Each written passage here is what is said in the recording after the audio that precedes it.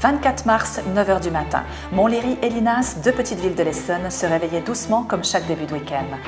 Ou presque, car ce samedi se tenait la première édition du God Save the Car, un événement unique au cœur des anneaux du mythique autodrome de Linas-Montlhéry.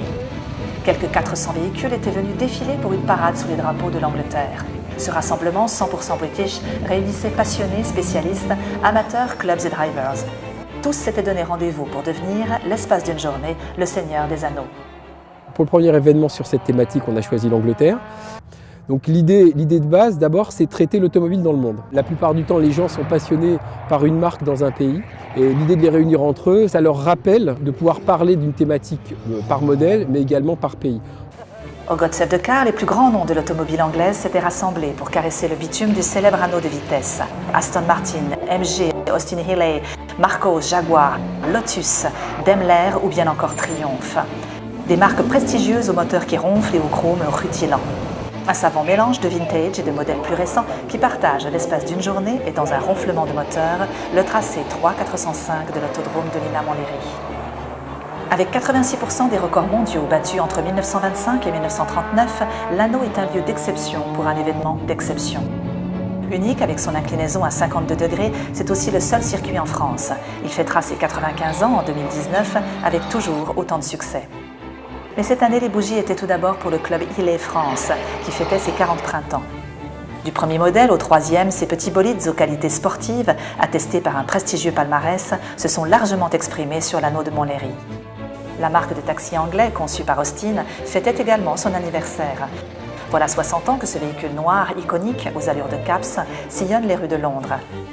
Remplacé progressivement par des Black Caps électriques, le célèbre taxi anglais devient une pièce rare. Le clou de la manifestation restait pour une grande dame qui célébrait ses 70 ans, la Jaguar XZ120, sortie en 1948. Toujours en forme et pas une ride, elle était accompagnée de ses grandes sœurs, 140 et 150, des modèles qui ont fait le tour du monde. God Save the Car, c'était aussi des modèles dans leur jus qui côtoyaient des copies magnifiquement exécutées comme cette Jaguar. Mais c'était surtout des véhicules d'exception comme cette Marcos, dont seulement 200 exemplaires ont été produits au monde. C'est une Marcos, de Mar pour James March et Cos pour Frank Costin.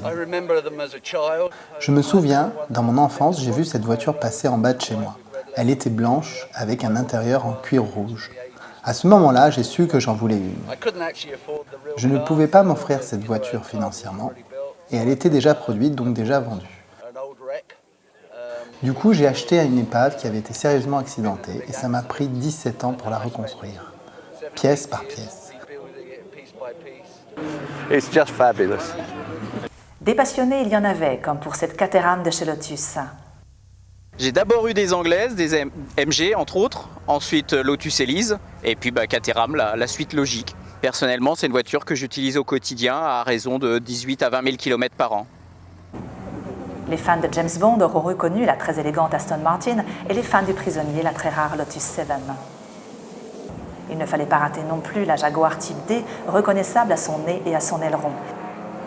C'est elle qui scella définitivement la réputation de la marque Jaguar après 3 années de victoires consécutives en 1956, 57 et 58 aux 24 heures du Mans.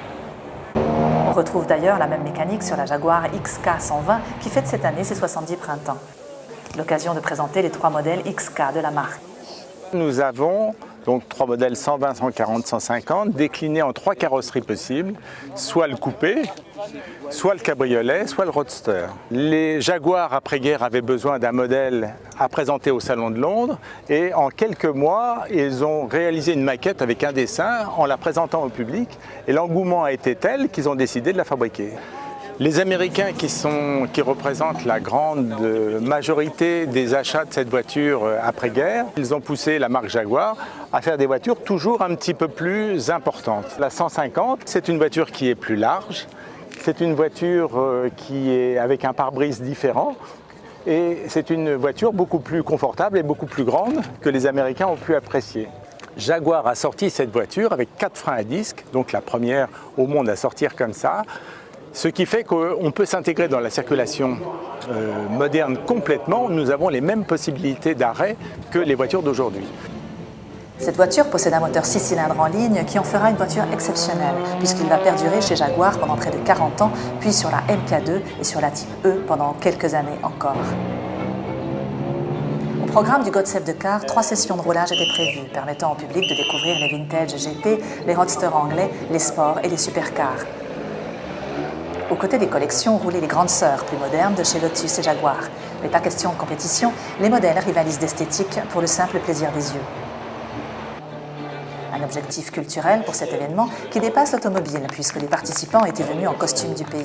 Le temps d'une journée, on se prend pour la reine d'Angleterre. La première thématique de God Save the Car ferme ses portes, mais ce sera pour les rouvrir dans quelques mois avec cette fois-ci des véhicules mettant à l'honneur l'Allemagne, le Japon, puis l'Italie.